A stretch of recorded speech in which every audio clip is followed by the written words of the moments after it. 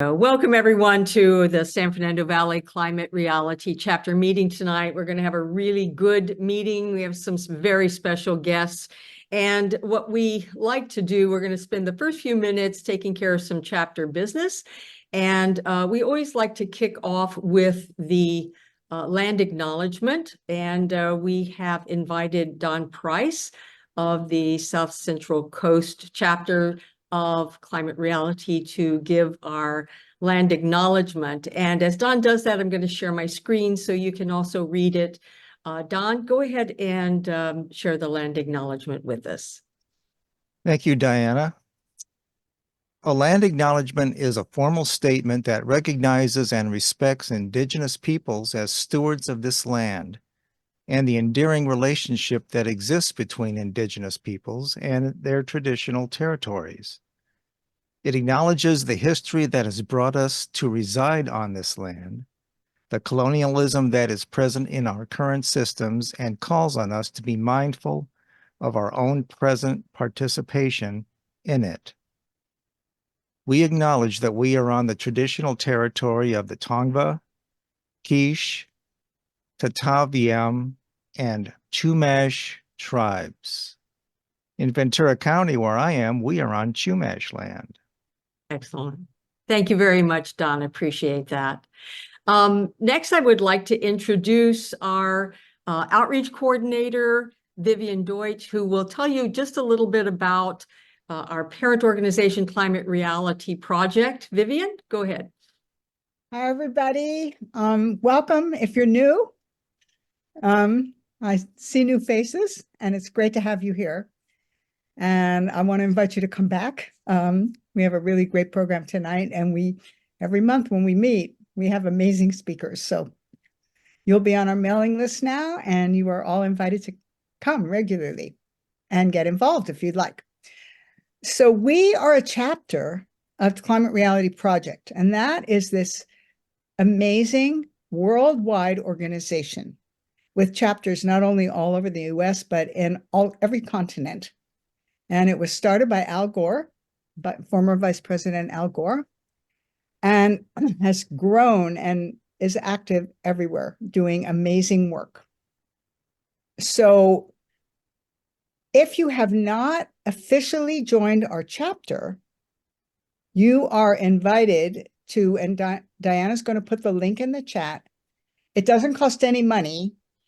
Once you become a member of the International Climate Reality, you get to see all the amazing work they're doing, and you also see the amazing things that you could participate in. For instance, in New York in April, it's April, I think, 12th to 14th, something like that. There is going to be a climate reality leadership training. This is not required, but it is amazing. Many of us in our chapter have done it, and it's just incredible. You learn so much about the climate crisis and about the environment and about just what's going on all over the world in this regard.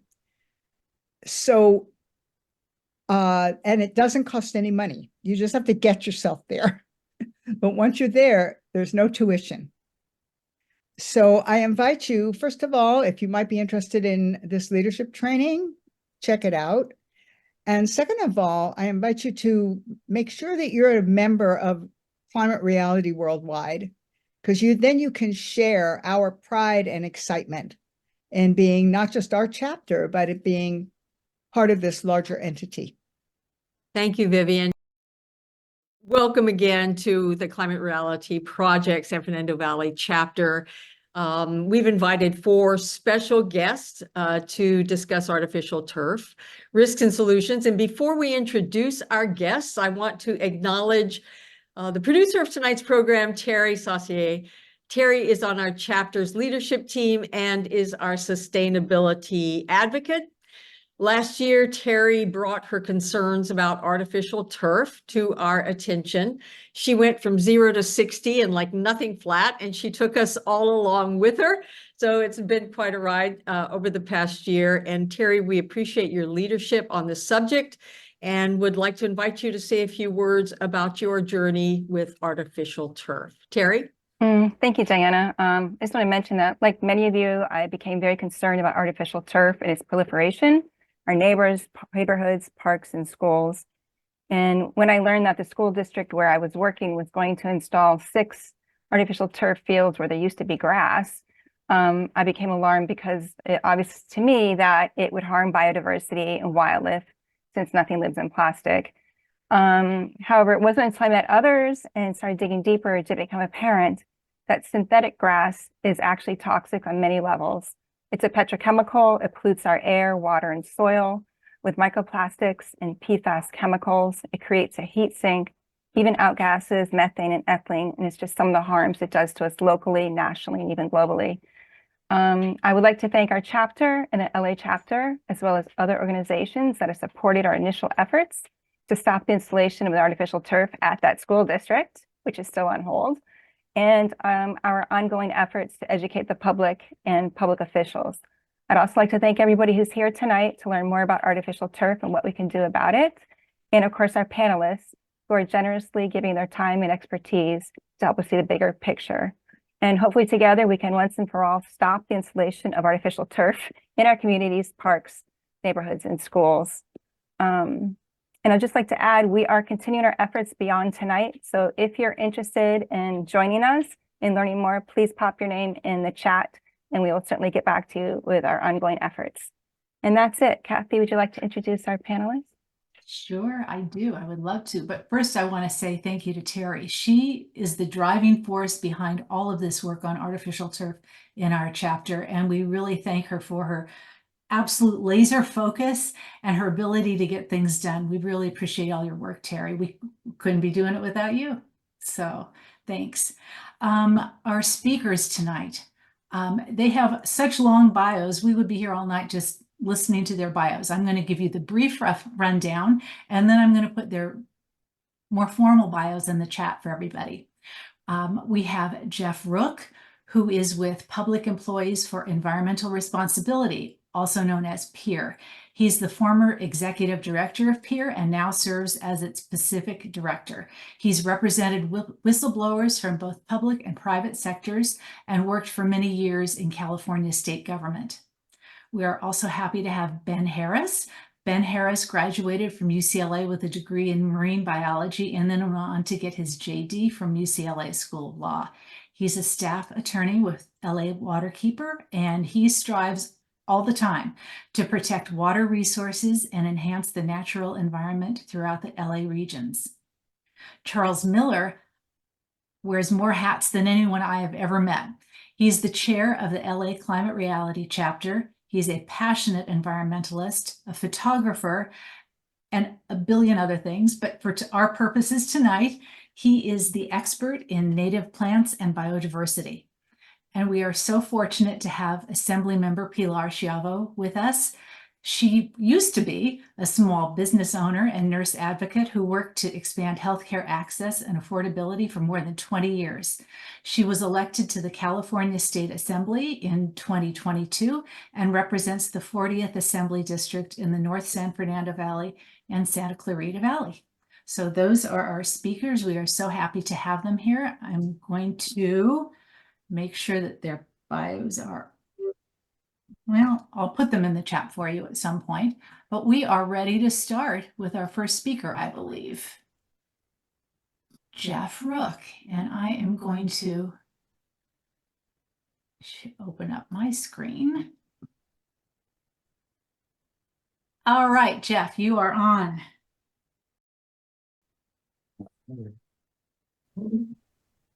My organization, PEER, has been working on artificial turf issues for 18 years. And the reason we got involved is that this is an industry that was fostered by the U.S. Environmental Protection Agency. It was part of a solid waste program to eliminate the danger of used tires in landfill. And under the philosophy of beneficial reuse, the agency went into a partnership with the industry and endorsed it. We were contacted by a toxicologist for EPA who was concerned, in part because her daughter played on the turf, that the agency had never done a risk assessment for a practice it endorsed.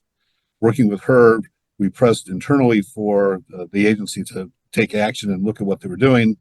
They ultimately refused at the level of the administrator, and so we began publicly advocating. And through the Obama administration, got the EPA and the Consumer Product Safety Commission to withdraw their recommendation, their safety recommendations for artificial turf. So our current work is headed by Dr. Kyla Bennett, who is asleep in Boston right now. Otherwise, she'd be doing this. And this is the short PowerPoint presentation she put together on this topic. Our progress on this kind of stopped during the Trump administration, but picked up sort of midway. And so the first one is next. We go to next. And this is basically what artificial turf is. It's got four basic components: infill with backing and pads and artificial grass. Next.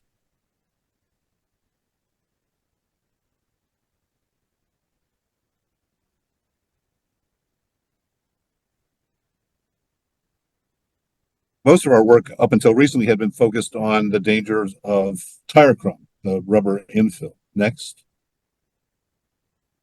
And the reason for that is that tire crumbs, shredded tires, are nasty. They have a lot of things in them: carbon black, lead, styrene, flame retardants, et cetera, et cetera.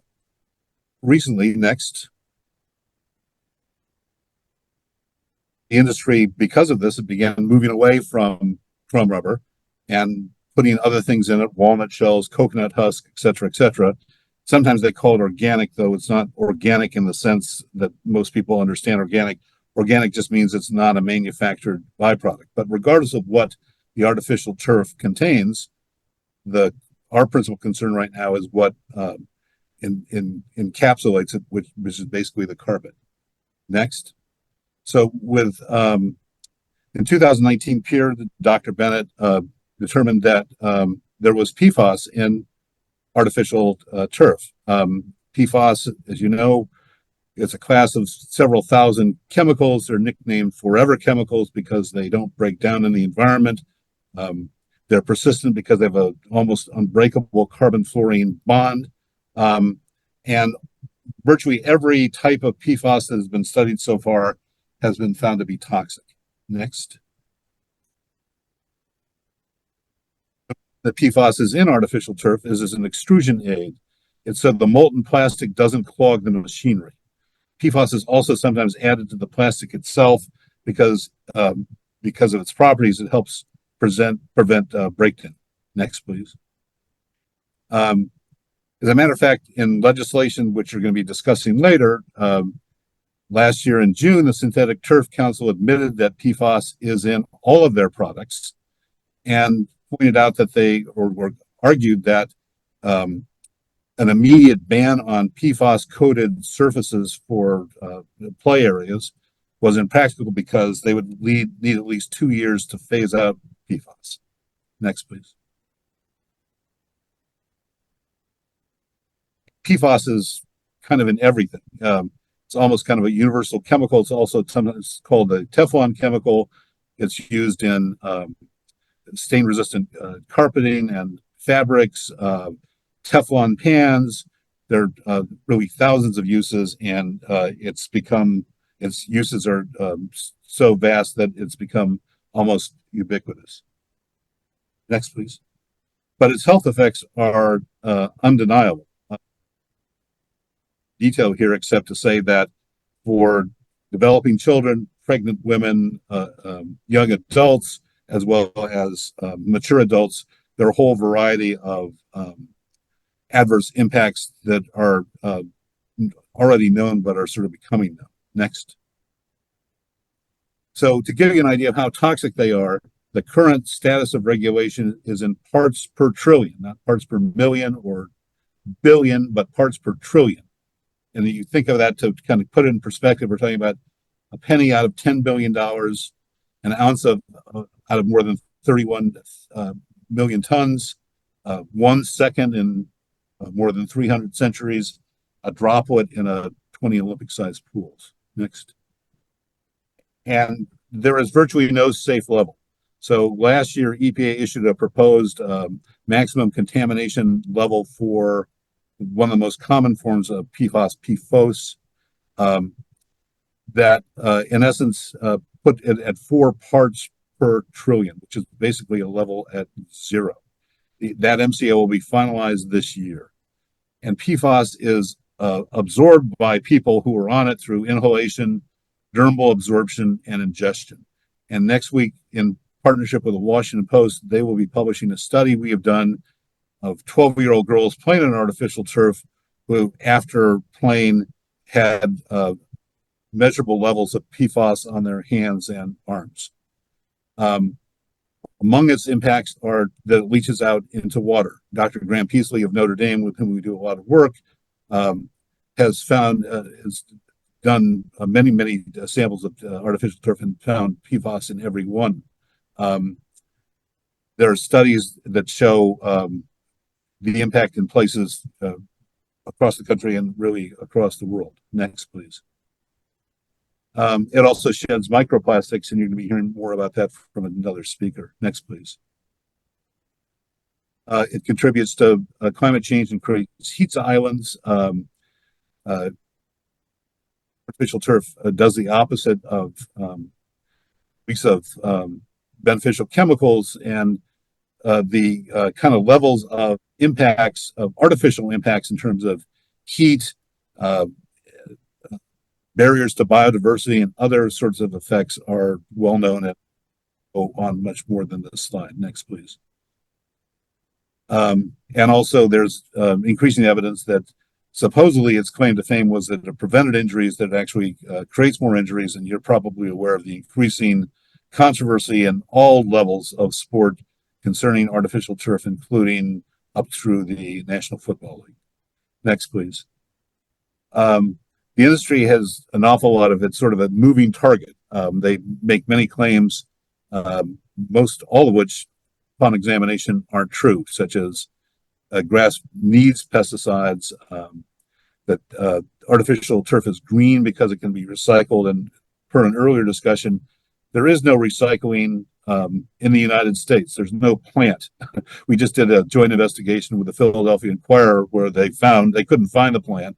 And the company that claimed to recycle it was actually renting barns in upstate Pennsylvania where rolls and rolls of artificial turf are being stored because they don't know how to recycle it or what to recycle it into. There was supposedly one plant in Denmark, but that is no longer operating. But that, like virtually every one of the other industry claims, has proven to be false. Next, Jeff, please. we're running on low on time, so if you All right. could get us to I'll the wrap it up. There are a whole number of liability issues, and you're going to have some discussion of state legislation that was vetoed, as well as various municipalities taking efforts to limit the exposure to artificial turf. And so with that, I think I'm done. Thank you. Great. Thank you very much. And I guess next we will go to Ben Harris.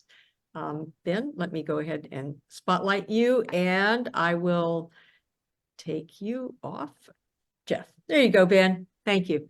Awesome. Thank you, Diana. Hi, everybody. Again, I'm Ben Harris, the staff attorney at Los Angeles Waterkeeper.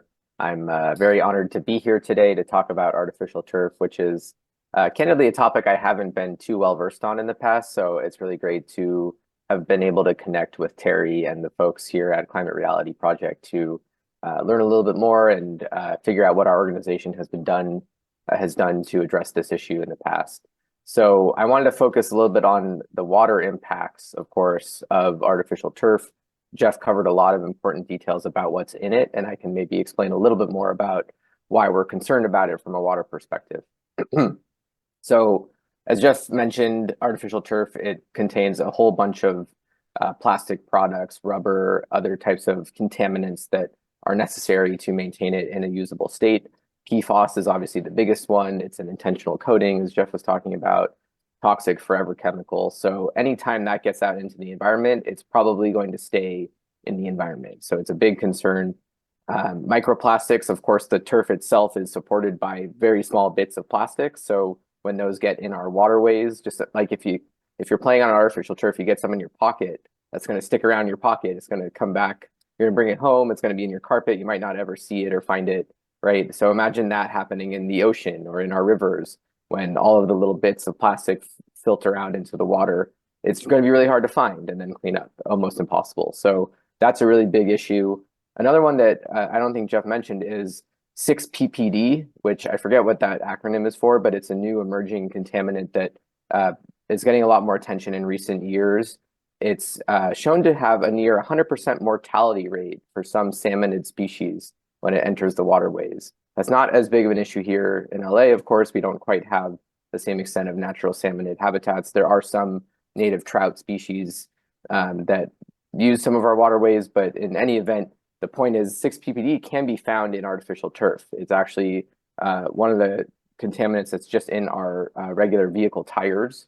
So, you know, the more that we try to reconvert plastic for this purpose on artificial turf, the more we're now exposing our communities to that pollutant. So what are really the main water quality problems with artificial turf? It maybe is self-evident, but the idea is that when it rains, water hits the turf and it has to go somewhere. So there are really two options of what happens on an artificial turf field. Some might try to capture that water and treat it or filter it or do something with it, and then try to inject it into the ground, let it, you know, infiltrate into our groundwater system, and then it could become part of our water supply. That's one way, which I can talk about the drinking water impacts next. But the other main way that the water leaves the field after it rains is that it just runs off the field, whether it's flooding and then it goes off to the side of the field, or if there's some kind of filtering system beneath the field that then sends it to our storm drain systems. And all of that water ends up in our rivers, creeks, streams, and ultimately the ocean after it rains. And the bigger issue with that is that all of that water is untreated. Here in LA, we have what's called a separate storm sewer system that's different from your sanitary sewer system. So every time it rains, the storm drains you see on a street, that all is just infrastructure that sends water from point A to point B. There's no treatment. There's no way to clean the water. There's no diversions to like a treatment plant or anything. It just goes straight from the street to the ocean eventually. And that's what's happening with runoff from artificial turf as well. So that's really the biggest water quality issue, is when those fields are exposed to rain, it creates this polluted stormwater containing all of those contaminants. Now, as I mentioned, the other way with groundwater infiltration is how we get potential exposure to these contaminants through our drinking water supplies. Here in Los Angeles, we actually import a lot of our water, which is not a great practice, but we do use a lot of our local groundwater as part of our water supply in a lot of communities, especially up in the valley. So what that means is that every time that it rains and water that hits the artificial turf field goes underground and infiltrates into the ground, it's taking all those contaminants with it. And then when we ultimately suck the water out of the ground for drinking water purposes, whether it's treated before that, sometimes usually it is, sometimes in some areas not as much, then we're drinking the water that was just previously on that artificial turf field. After hearing Jeff's presentation, I don't think anybody wants to just drink water off that field, right? So that's the kind of exposure that we're potentially creating that could impact human health through the drinking water supply. And as far as I know, very few artificial turf fields actually collect the water and treat the water from the field before they discharge it or send it into the ground. Now, there is a brief water supply fallacy at issue here, in that we hear oftentimes that artificial turf is a way to save water because there is high water use to maintain a natural grass field. But artificial turf fields also use water, whether it's to clean off the pellets or the fake grass after it's been out there for a while. You don't want bacteria to accumulate, or even just to cool it down, because oftentimes artificial turf fields can get hotter than natural grass, and not just a little bit, but by orders of magnitude hotter, to the point that it's almost the same as concrete. You're basically creating new urban heat island effect hotspots, but this time in places where people recreate. So it's really dangerous for that reason. But what that means is that if you want to cool it off, you have to use potable water. So now we're wasting drinking water by cooling off a fake field to prevent, human health issues. And now you're turning that water into polluted, contaminated water, whether it goes into our ocean or if it goes into the groundwater. So it's not a great idea. And basically, if artificial turf doesn't infiltrate into the ground. It just basically acts as more impervious surface, right? If it runs off and all the water goes into the ocean, it's just the same as a concrete street or paved area. So it really doesn't add anything to the community in that sense. And I think I covered the human safety issues. Jeff also did a good job, higher risk of injury, the heat issues. Also, it's important to reemphasize the bioaccumulation of PFAS, which really can cause a lot of health issues. So with all of those together, it just seems very obvious to me and to a lot of people here that artificial turf is generally worse than natural grass in almost every single way. So I want to stop there. I know Jeff went a little bit long. I want to give a little bit of time to the other speakers, but I can talk a little bit more in the Q&A about another aspect of our work that touches upon artificial turf. Great. Thank you very much, Ben. Appreciate that. Next, we are going to hear from Charles Miller. And Charles, if you can, let me just remove the spotlight on Ben. And there we go. There you go. Thank you very much. And thank you for the opportunity to be here tonight. I really appreciate the opportunity to discuss this and the work you guys are doing to move this forward. I'm going to try to keep it simple and brief here in what I'm going to talk about, but I've been asked to talk about the biodiversity component of it.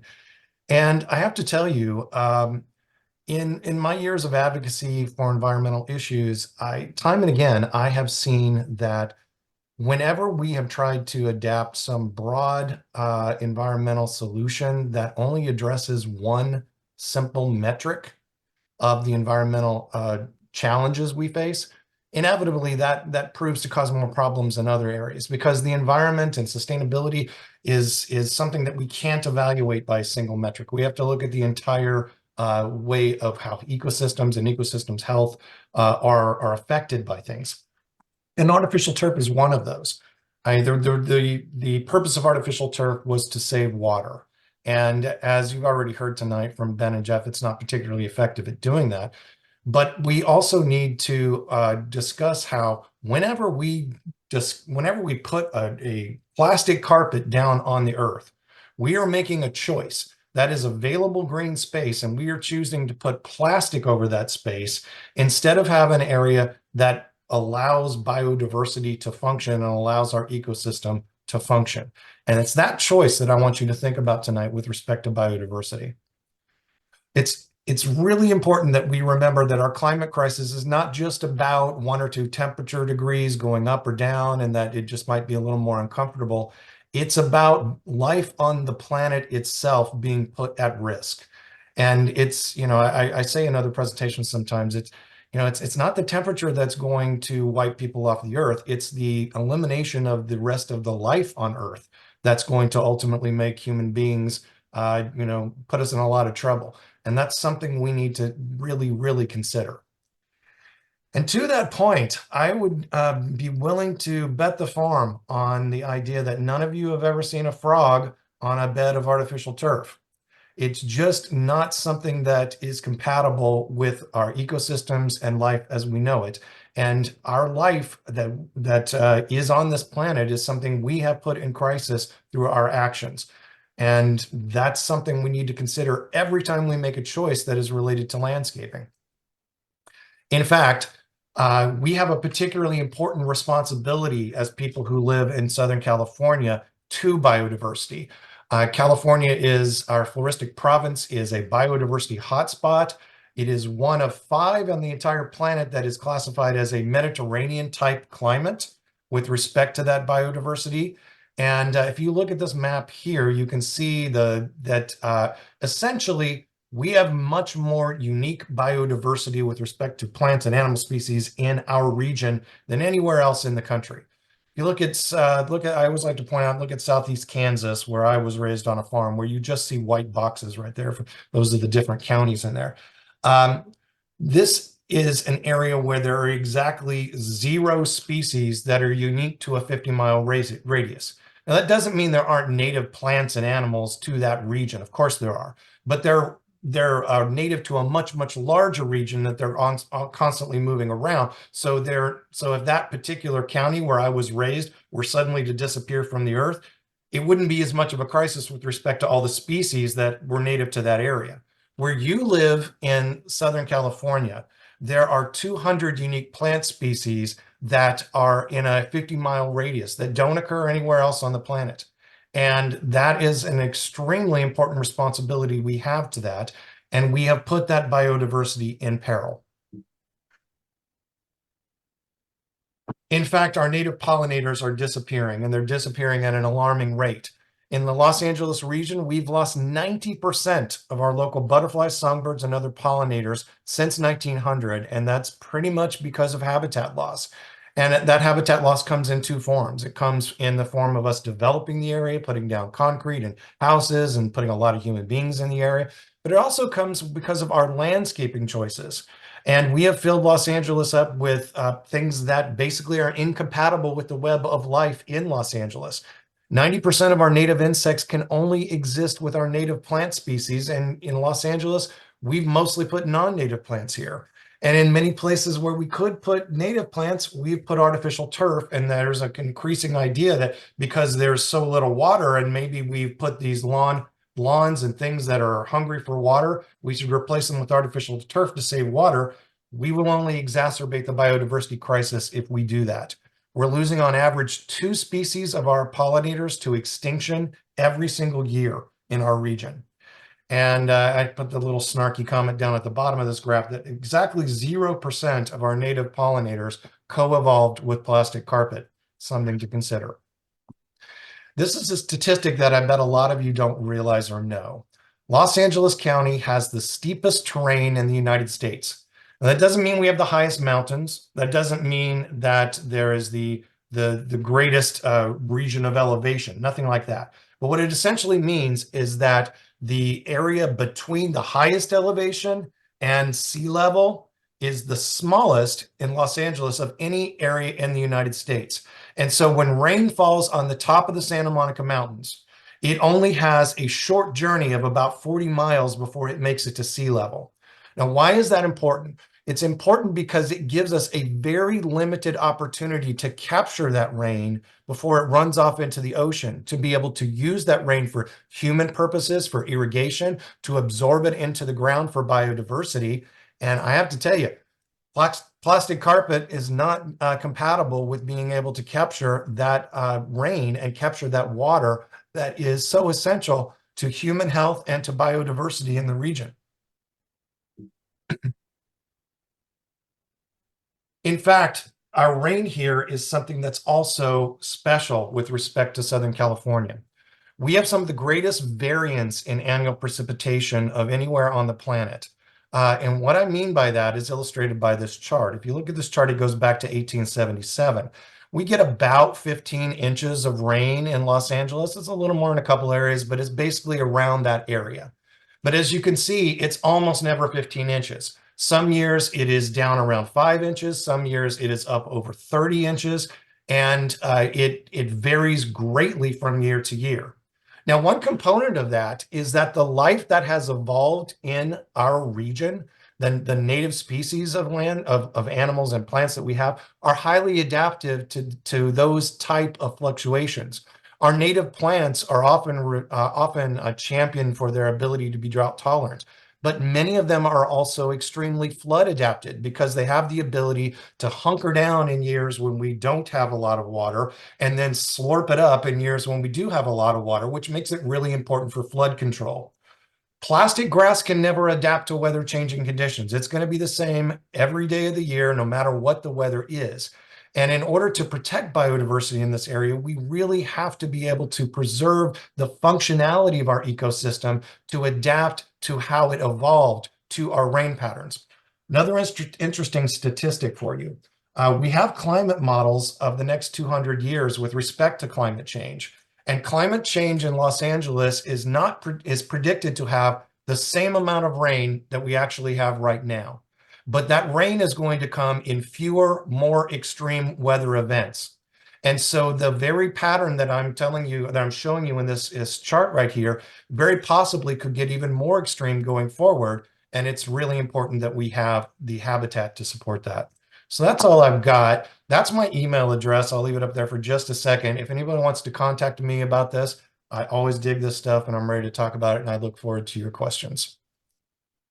Thank you very much, Charles. We appreciate that. And next we are going to we're going to say hello to Assembly Member Pilar Schiavo. Thank you very much for joining us tonight. And the floor is yours. Go ahead. Thank you. No, I'm really happy to be here. I want to thank Climate Reality for hosting this, and everyone, all of the great speakers and everyone for being here tonight, to really kind of dial down on the dangers of artificial turf. It's been wonderful to hear, the different perspectives and areas of expertise from the other panelists. And for my piece, I'm an assembly member representing the Northwest San Fernando Valley, so Chatsworth, Northridge, Granada Hills, Porter Ranch, that area, if you're familiar with LA, and also the Santa Clarita Valley up to Castaic. And so, you may know that I worked on a bill last year with individuals from, with someone from San Diego, Stellar, who may be here, I'm not sure, in the meeting, and also the Environmental Working Group on legislation to eliminate PFAS from artificial turf. And others in the panel can certainly speak to the greater technical details, but PFAS, as we know, is carcinogenic. It's everywhere. It's so difficult to break down and lasting virtually forever. And so when the fields wear down, the PFAS is, in the microplastic and the dust that enters our waterways and our bodies.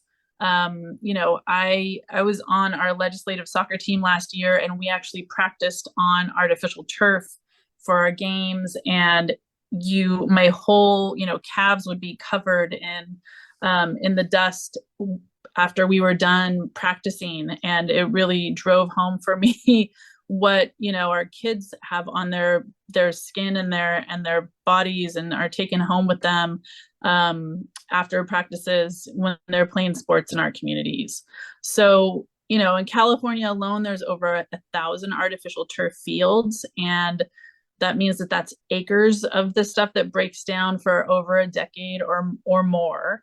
And, in our district, I know in Santa Clarita, there are multiple artificial turf fields, and it's sports are popular in our community, and people really like to just play year round and not have to slow down because you need to give the field time to recharge and recuperate from a lot of use. And so it's been challenging to have some of these conversations even in my own district because of how important sports and year-round sports are in our community.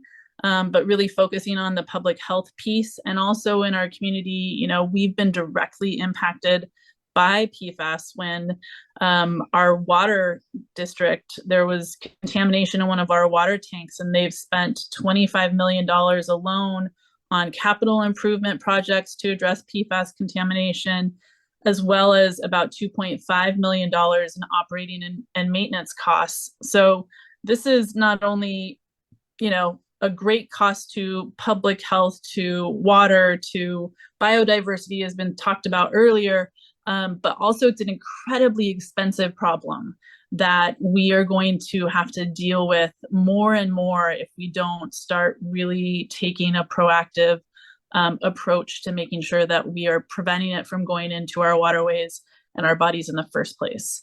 AB 1423 was my bill that would have prohibited manufacturers of artificial turf from using PFAS by 2026. And the bill would have affected existing turf and contracts. Would not have affected existing turf and contracts to install turf. And that's an entirely kind of separate and really expensive issue for smaller communities. And we were not able to tackle that in a budget year where there was a budget deficit, as we know we're facing this year as well.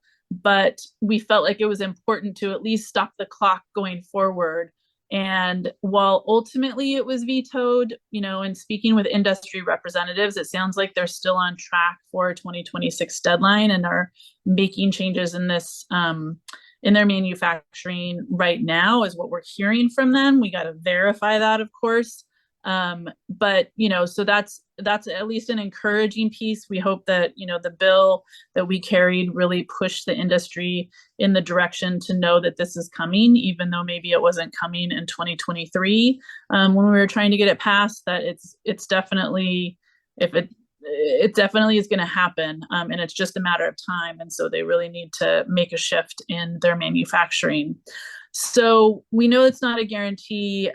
We definitely want to keep the pressure on, and I'm happy to, join the discussion, hear any other, developments. I was happy to hear about the research that's happening now around kids who are playing sports. And I think that's going to be really powerful information for us to continue to make this case about why it's so important to move this forward.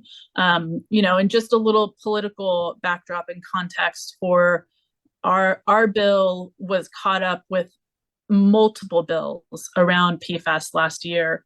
And ultimately, the governor said that we needed to figure out the enforcement mechanism, because there's not really, the enforcement doesn't really live anywhere specifically or very clearly. And so there are discussions that are happening right now to really figure out that enforcement and oversight piece, so that, because there's been so many bills in this space, that I think it became pretty clear that that really needs to be figured out. I would have liked our bill to still get signed and move forward, and we have to figure it out as we're moving through implementation. But excuse me, but I know that those conversations are happening right now. There is a bill that Assemblymember Ting from San Francisco has over in the Senate right now around PFAS as well. And so some of those discussions are happening around that bill. Maybe that will end up being the mechanism. We're not quite sure, but I know there's a lot of people at the table working on figuring this out. And that's really kind of where the conversation is happening right now. Great, thank you very much. So what we're going to do next is we're going to have a moderated panel discussion. We'd like to sort of mix it up and ask some questions for the panel members to address. If I believe Terry's going to kick that off, and feel free to, I'm going to spotlight you all, you four, and feel free to respond if you would like to the question. So Terry, I will kick it to you as I add. Okay, so this is a big question, and I know we've kind of covered it, but I'd like to hear a conversation get started. The question is, there are so many problems with artificial turf, PFAS, microplastics, water contamination, danger to habitats, biodiversity. It's hard to know where to begin. How do we prioritize a strategy to regulate or ban it? And what can we do as consumers and constituents to support these efforts? Assemblymember Schiavo, would you like to kick off that question? Sure. So I think, what I stated at the end of my my presentation, I think, is really where the focus is legislatively at the state level, is really that we have to sort out the enforcement aspects, which have been a major hurdle for us to be able to move forward on legislation in this, in this area. And so, we can't really move forward and make a whole lot of progress until that's figured out. And so I think that's the important place to be focusing and being a part of that conversation, so that we can get that lined up and then be able to, really move bills that are going to be impactful and also have some teeth to them, right? It's important that you have oversight and enforcement. If you just pass a bunch of bills and no one's really watching the hen house, then it doesn't really matter. And so, that's, I think, where an important area of advocacy is really powerful right now. Did you want to add to that, Jeff? I think that the governor's concern was somewhat misplaced. A declaration that these services are unsafe would have unleashed packs of law firms that would be suing manufacturers and facilities that had these surfaces. And there's also a raft of litigation that we're participating in. There's going after the manufacturers for making false claims, such as it's recyclable, it's safe, it's organic. And so the fact of a legislative standard, even if it wasn't enforced administratively, but was enforced through civil litigation, would have been quite powerful, and also gone a long way toward stigmatizing the market and educating consumers. If I could just add on to that, specific to the question we asked about in terms of individual advocacy and where we should focus that. The good news about this stuff is it doesn't last nearly as long as it's supposed to. I mean, it breaks down and has to be reinstalled fairly often. That's a bad thing for the environment, but I'm being a little sarcastic. But the good news is if we can get a ban on it with respect to new installations, it's in fairly short order, we will be able to phase out most of it because it's 8 to 10 years in most applications and it has to be replaced. So there's a cyclical element to this. And in terms of advocacy, I think it is a much easier lift to try to ban new installations. And then that eventually can solve the problem if you ban replacement installations as well. And follow up just on that is, do you think the needle is moving in terms of public awareness of this issue? And how much do you think cost benefit analysis would weighs on people's decisions for purchasing artificial turf? Anybody? Jeff or assembly member? I mean, I can just share kind of what I heard anecdotally from like a school district in my assembly district, that they were concerned about cost of replacing artificial turf, and then the cost of maintenance of natural turf. My bill, just to I think just in case it wasn't super clear, it didn't ban installation of artificial turf. It banned using PFAS in the manufacturing of artificial turf. And so, so technically they could replace artificial turf with artificial turf as long as it doesn't have PFAS in it. But it was the concern that I mentioned earlier around also, the cost of maintenance and then the downtime that kids couldn't play sports for certain periods of the year when the grass would need to grow back if they went back to natural. I think the other thing that I didn't really mention that that really surprised me when I started learning about this issue is how much water is used on artificial turf, though, because I think that's one of the things that is always kind of used as, oh, this is a great for kind of a drought resistant option for people to install. It doesn't use water, you don't have to worry about it. But because you have to keep the dust down, and you have to and sometimes have to protect against heat, because artificial turf also gets really hot in the sun. If anyone's walked on it, you like burn your feet.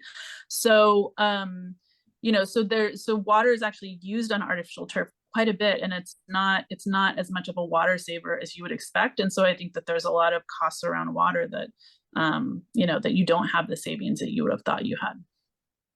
Yeah, and if I could just add, I think in terms of public awareness, it seems like from this conversation, from other bills we've seen recently, there's definitely growing attention at the harms of artificial turf. So that's clearly positive momentum that is being developed. I think one of the challenges that I see is just how to counteract the misinformation, which is really underlying a lot of environmentally harmful practices, and this is no different. So part of it is educating community members and regulators, school districts, whoever is thinking of installing artificial turfs about these issues, that it doesn't actually save water. It has all of these environmental and human health problems. And that really, the challenge, I think, comes down to how to educate communities that there are other ways to have year-round natural grass fields if they're well maintained, so that you don't actually need to resort to artificial turf for the functional purpose, right? And that once you get to that point, which I don't know enough about per se, but I do know that natural grass absolutely can have the same benefits and be used year round if you manage it effectively. And sure, there might be some downtime to do maintenance here or there, but it's a bit of a trade-off, right? So I think really that's one of the important messages, is to make sure that you as community members and that your fellow community members understand that artificial turf isn't worth installing even for just a few extra days of being able to recreate on it. And to Ben's point, I think it's also important that we understand that not everything needs to be an NFL field in terms of how it is maintained, or a Dodger Stadium kind of a thing. Those kind of applications, they have tons of money to throw at the problem, and they can make the lawn look perfect all the time. For, you know, a local baseball field or a local kids soccer field, it doesn't have to look impeccable. I would much rather there be chunks of ground sticking out. It's a little bit of mud here and there, a little bit of dirt. You know, you're making a choice between plastic carpet or your kids having an experience that is involving dirt and earthworms and life in the dirt and positive interactions that are much more healthy for them. And that's the important thing. We have to understand that there are limitations to what municipalities can do in terms of maintenance, but they don't have to have an immaculate field like a pro, sports team. I would just like to thank you guys for that comment, because, here with San Fernando Valley chapter and LA chapter, Charles, one of the things we'd like to say is that the artificial turf is bad on so many levels that you really can't just say it's the PFAS, it's the microplastics. So we have to take that into consideration. You have to take the consideration of how much it costs for the water districts to have better filtration systems, millions of dollars, the biodiversity loss that we cannot replace. And there are many of the examples of organic fields and grass fields that people use for sports, their teams, the cities, or certainly our park and recs should not be having artificial turf.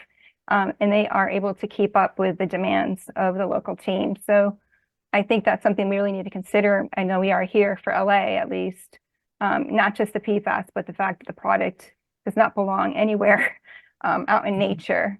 So we need to do something about it. And Ben, my next question, you kind of addressed it. I was going to talk about how artificial turf is popping up now with claims that it's PFAS free. Now even Erin Brockovich, it turns out she's turf mama in an ad because she's saying it's healthy and no PFAS, surprisingly. So I just want to kind of talk about some ways that it's deceptive advertising. And I think, Jeff, you mentioned recyclable, safe, organic, saves water. I don't know if there's anything else we should be aware of, well, a couple of the what can we slides do to, what can we do to combat this misinformation? And I think education is one. Well, and get samples and test them. So a couple of the slides that I had to kind of get over very quickly were PFAS testing of artificial turf sold under claims that they were PFAS free. And virtually every turf sample that scientists that we're working with have ever looked at contain PFAS. I don't think they can easily replace this. I think this is a potentially sort of a real game changer. And I think the prospect of waves of civil litigation directed against the industry will be a powerful tool, and legislation that could help spur that would be most helpful as well. So it's ultimately going to become also a pocketbook issue as well as an environmental issue. The one thing I'll add on this topic, since I don't know enough about the deceptive practices, but I do see a comment in the chat that's really instructive here. Oftentimes when you hear something that says, oh, don't worry, we've eliminated this one harmful chemical that we all know is bad, what they're really doing and not telling you is that they're adding something new. They've come up with a new additive that they haven't tested, they haven't fully explored, and then that's how you get PFAS, right? Before PFAS, we had DDT here in LA. It was the same thing where we were using it as a pesticide, had no idea what the impacts are. Okay, we'll shutter the doors on DDT, and now let's start using a new chemical that nobody's ever tested and we don't know what the impacts are. And that same story has happened over and over and over in LA, and everywhere in the country, basically everywhere throughout the world. So the real thing that we need to do to address those issues are a more forward approach of, I think what's often called green chemistry approach, right? Where we don't just allow people to make whatever they want to make. We have to, in order for it to be used in any manufacturing products, they have to demonstrate with actual empirical evidence that it's safe for environments and for human health. That's a bigger lift. That's something that as an organization, LA Waterkeeper really supports. And, I think we'd like to see some movement on that front, which really is what we need to stop having to fight these individual new constituents of emerging concern one after the other, but instead just get to the source of the problem, which is allowing these manufacturers to innovate without actually fully exploring the repercussions of their innovations. Thanks. We have one last question. The petrochemical industry has global influence. This is not a local or a state problem. How and where do we ever even begin with dealing with artificial turf, which is used across the globe, and PFAS and microplastics? I actually would be happy to start on this from a local level because our organization is very locally based, and we deal with artificial turf issues in what's called the Safe Clean Water Program, or Measure W, which was this local county ordinance that was passed in 2018 to provide $280 million annually for regional park stormwater projects that have multiple benefits, both for communities and for water quality.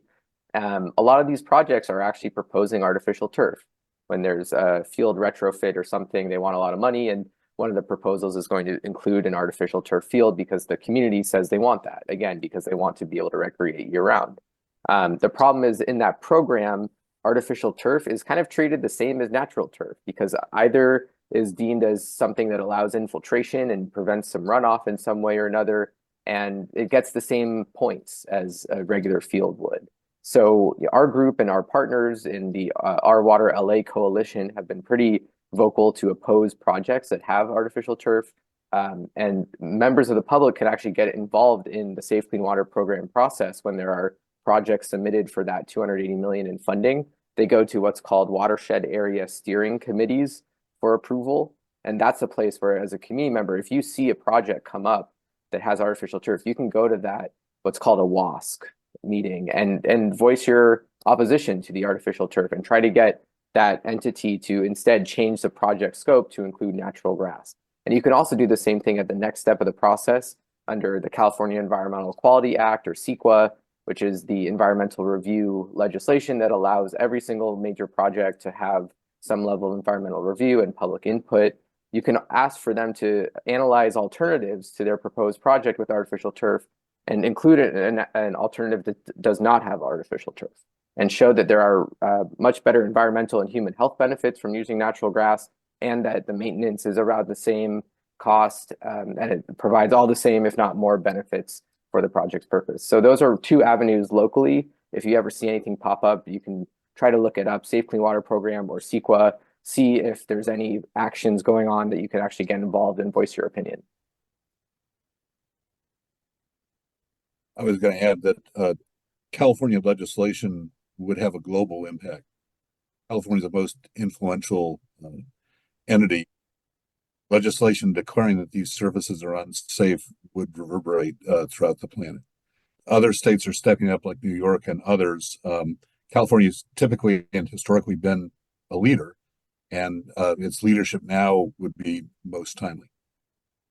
Great. If no other comments on that particular question, let's start bringing some of the questions. We'll voice some of the questions from the chat. There's some great dialogue going on, and a lot of people that have a lot of knowledge about this in the chat. So thank you for responding to each other and chatting. One of the questions from Monica Campagna mentioned that Assemblymember Schiavo mentioned the extremely high cost to municipal water treatment plants to deal with PFAS contamination, with a specific example. Are city councils aware of this connection when they discuss local ordinances? Are water providers making this connection for their local leadership? Is the cost connection being made? Assemblymember? I know that water districts are definitely very, very knowledgeable about this issue and really, really concerned about it. I would guess that, that there are connections being made with local city councils and water districts, but I don't know. I don't know for sure how strong that connection is. And I certainly think that that strengthening that connection and opening up that dialogue would be really powerful. because it's incredibly costly and a barrier, and it completely shut down one of our, water tanks that was water for our community that we needed in a time that we were in a drought. So it's it's serious on multiple levels, and I think that the more there's education and dialogue, especially with water districts who are acutely aware of this concern, the better. Great. We have a question. I'm sorry, go ahead. I was going to add that one of the difficulties is that PFAS essentially is unregulated. The actions by EPA are still pending. And when you're dealing with diffuse sources like artificial turf, for which there isn't even a discharge permit, it becomes sort of even more difficult to get your hands around. And so as regulation advances, things will happen. But as things stand right now, essentially, this is the wild, wild west. You can do anything you want to do. Thank you. Jesse is asking, without state or local legislation in place, how can we encourage our local land use decision makers to reject the installation of artificial turf as conditions of proposed developments? I think you put developer guidelines in place, and you make it clear to developers, you make it clear to neighborhood councils that artificial turf, especially in aesthetic applications, which is the most egregious, you make it very clear to them that they're choosing to put in artificial turf, and they're choosing not to have butterflies, they're choosing not to have songbirds, they're choosing not to have other insects, they're choosing not to have earthworms in the soil, they're choosing not to have these other elements of nature that are really functional to human health and human psychology and benefit everybody in a development. That these are important parts of living in a city, especially a city in Los Angeles, which is low on green space. That's true throughout the region. We don't have enough green space, and so landscaping decisions are actually an important part of how we interface with nature. And having that interface is basically an essential part of our experience every single day. And it's essential that we preserve the biodiversity to have the best possible experience, and that can't be done with the plastic carpet. I'm going to read this. It's not really a question. I think we'll have to find another question, but they were saying how water districts pay to remove turf. How about a penalty for installing artificial turf? Sorry, I thought that was a good one. I'm just going to say, I know that the water districts, Metropolitan Water District, LADWP, used to, probably about 10 years ago, give turf rebates, and it included installing artificial turf. But of course, they've now changed their ways and are talking about only if you install, well, Charles, you're familiar with the LADWP rebate system. Could you talk a little bit about that opportunity for everybody? Sure. I mean, with respect to both Municipal Water District and LADWP, there are rebates for turf replacement, for lawn replacement, essentially, and they have improved over the years. As you mentioned, in the initial versions of them, you could put in artificial turf and qualify for that rebate because it was just the early thinking of it, but now they have matriculated and evolved, and the lawn rebates now often require a water capture element. They require you to put in plants that are sustainable. We're pushing to get those rebates to be in support of all native landscaping for those kind of rebates. And so there are opportunities there if you're a homeowner, or if you live in a multifamily residential place and you got the ear of the person who owns the building, or the HOA that is involved. There are opportunities to do this, and they are something that you can get involved with on a very local level. In fact, that's something I'm also the board of Neighborhood Council Sustainability Alliance, and we're doing an event right now, which is going to involve a complete lawn replacement on March 9th and 10th. And so if you go to ncsa.la, you can actually learn about this and sign up for it. I'm not 100% sure we have our sign up at the moment right now, but it'll be up there very soon if it's not. But I point this out just to say, come and learn about it. I mean, in our region, things are happening, and we have good opportunities to do this.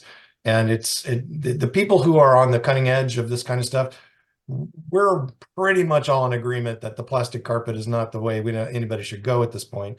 And with Assemblymember Schiavo's leadership, we're actually, and frankly, with your leadership, Terry, we're hoping to move forward in getting Los Angeles City of and other municipalities in LA County to put in bans right here on a municipal level and the ordinance level with respect to artificial turf.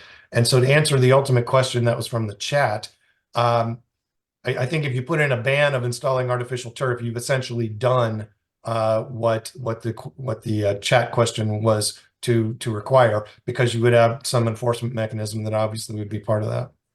I think we have maybe a couple more questions. Can I add one in here for the assembly member? How do we, as local advocacy grassroots organizations, fight against the plastic industry and the lobbyists and the petrochemical lobbyists? It's daunting at times. I think, one of the advantages right now is there's not a whole lot of love for petrochemical in Sacramento at this time. So I would not, not to undermine their deep pockets and power, but I would not underestimate the power that you have against them at this moment in time, for sure. And and I come out of the labor movement, and I come out of advocacy and organizing, where we beat huge corporations on a regular basis, and it's through organizing and through building power and through being relentless and through getting up and fighting again if you lose. I think that's how you win. You never win if you don't try and you don't fight. And I think there's a lot of there's a lot of momentum actually in favor of this movement right now. And I think that there's a lot of not a lot of love for the petrochemical industry. And there's a lot of concerns around PFAS in general from multiple. There were so many bills. There were multiple bills that multiple legislators carried last year and the year before related to PFAS. So I think that this is certainly an issue that the legislature is very aware of and concerned about. And there's a lot of opportunity to make advancement in this space. And I think it's just a matter of time. And I agree with Jeff's point that, California, by making change in this area, really can be a leader in the nation and the world. We're such a large market, we're such a large economy that when we regulate industries, they have to make shifts for their global markets a lot of times. So I think I've not given up hope. I think there's a lot of hope in this space, and I think there's a lot of opportunity for us to make progress. And I'll be watching the conversations on the Senate side and Assemblymember Teen's bill to figure out how we move forward from there. But I think everybody's ready to move forward once this conversation gets sorted out around oversight and enforcement. And I'm very sorry, I have to get my kid to bed, so I'm going to have to step out, but I will leave my legislative director's information in the chat so people can always follow up with him, Grayson Doucette, who's on the Zoom as well. So thank you so much. Thank you very much for joining us tonight. Truly appreciate it. Thank you so much. There were a couple of questions that were similar, one from Sharon and another from Duncan, and they had to do with natural alternatives. Duncan said the promotion of natural alternatives is quiet. What resources are you aware for turf alternatives? And Sharon asked similar resources we can point people to for sustainable alternatives for residential yards that look beautiful but are not environmentally harmful. I know, Charles, that's one of your areas of expertise, if you want to take that, but open to all. Sure. Well, the first thing I would say is if you don't need a lawn, then don't have a lawn. What you want is a biodiverse yard that has habitat in it. So you get the butterflies, you get the bees, you get all that, and you get all the flowers that are part of that experience. And that's a lovely way to do that. And you can do that with native plants, and you can do it by routing water down from the top of your building into a water catch so that you're recharging the groundwater there. You can make like a little habitat zone right in your yard. And that's a great way to take those steps in doing that. And there, as I mentioned, are those incentives to do that. But it's important to note that if you need a yard, like maybe say, you know, I need this like area of like 50 feet square for kids to play or something in my backyard. So we need something that kind of functions as a lawn. If you're not talking about a high use sports field where you've got people with cleats who are banging into each other all the time, there are lots of native grasses that can exist on the precipitation diet that we have in Los Angeles and can function perfectly fine without supplemental water, without pesticides, and certainly without fertilizers. Most fertilizers can kill our native plants because they evolved in this soil right here, which doesn't need extra fertilizers. And there's a species called Phyla nodiflora, which is commonly being used, and I commonly recommend that it can function. It doesn't really look like a grass. It's this little tight woven thing with a bunch of leaves on it, and it doesn't get taller than about 2 inches. And during the summer, it actually blooms. It has little matchstick flowers that are white. It's a lovely plant. I have it in my parkway in front of where I live, and we don't give it any supplemental water. And when the rains come, it gets really green. In the summer and the dormancy period, it goes kind of brown. If you want to provide some supplemental water, just a little bit, a couple times a month during those off seasons, you can actually keep it green. But my point is, in that parkway in front of where I live, it takes foot traffic. I live on in a multifamily residential home where we have people constantly fighting for parking and parking in front of the building. And there are people who get out of their cars and walk on this every single day. So it's a low traffic, foot traffic thing as opposed to a sports field, but it absolutely can take that. And there are alternatives like that. There are also other native grasses that are larger that you use, but still small enough that you wouldn't have to mow and still could be used as a walkable surface. So those do exist out there, and those resources are there. Google search will get you to them, or contact me and I'll get you to them. Those sources do exist. Since you mentioned a very specific example, I wonder if you could pop that in the chat. Just the particular grass that you just mentioned, Charles, would be great. I will do that. Kathy, Terry, do you have any other questions? I know we're just sort of looking at time and we're sort of getting close to the end of our program. Any questions you want to voice? Well, I just want to say that there are some successes that we should be celebrating, and that is the city of Millbrae did put a ban on artificial turf, which I think is a great template to look at. And the California Coastal Commission actually said no to UC Santa Barbara about 3 baseball fields that they wanted to take from natural grass to artificial turf. And they cited many of the reasons we spoke about today about not doing it. So, and that was really because of people doing feedback at hearings. They were going to do a consent decree and let them get the fields. But because of people speaking out, educating the commission, the Coastal Commission said, no, you can't do it. And this is why. So I think there's some things there that we can also use to help get a ban and start educating people. Kathy, did you want to tell people to please put your names in the chat if you would like to learn more and you want to get active? I think that, you know, we will take all the help we can get. If you are interested in really getting into the deep of this with a committee and working really hard on it, we would love that. You can put your name in the chat with the letter A. That means you're going to go all in. If you would just like updates, or if we have an action that you can sign your name on a petition or something that is not going to take over your life, put your name and put a B in it next to your name. That I don't know what the B means. By the way, we'll do something. So we would love to have you involved at the level that works for you, because this is an important issue. And I just wanted to say, and I know Diane will also say it, thank you to the panel for being incredible. We loved having you. Thank you very much. I don't know if there are any final questions from the chat. Everybody is getting some great links and information. And Charles, thank you for the Charles AAA. Perfect. I love it. I love it. Obviously, this is an ongoing conversation. So it's really great to hear from each of you on your particular topics so we can really ground us in the subject. And Terry, thank you so much for being our sustainability advocate and bringing us to this point. And Kathy and Terry for producing this particular program this evening. So we thank you all. Thanks for your contribution. And if there's nothing else, we can, yeah, Kathy, do you have any? I just have one quick announcement, Right, sure. and I am going to put this in the chat.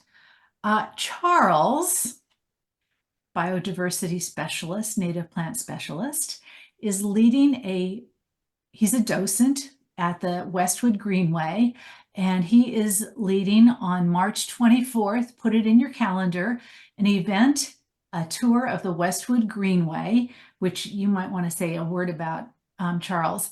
And then we're going to do some community service and clean up the garden and pull native plants. And we would love to have everybody join us. I'm going to put the information in the chat.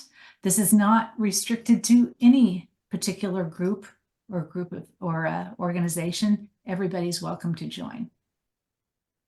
And thank you. Yeah, come nerd out on native plants and on, you know, watershed stuff and just all kinds of fun stuff. And you can get really dirty, or you can just watch other people get dirty if you know that's your thing. So it will be a fun day, and we have climate reality chapters from all over the region, and great place to have a deep dive on all kinds of questions along these subjects. And interestingly enough, this is an area that the habitat restoration was done the same month of the COVID lockdown. So like March 2020, that's when the plants went in for the most part.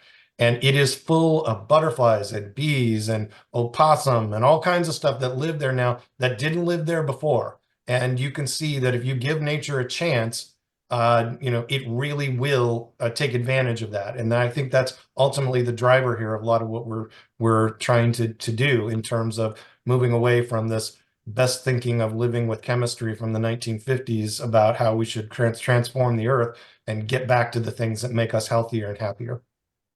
Great. Again, thank you, Jeff, Charles, and Ben, for joining us and sharing your knowledge with us about this subject. So thank you very much, and appreciate your time tonight. Thank you. Thank you for having us. Thank you. You bet. Thank you all, and Thank we you, will sign everybody. off for tonight. Appreciate it.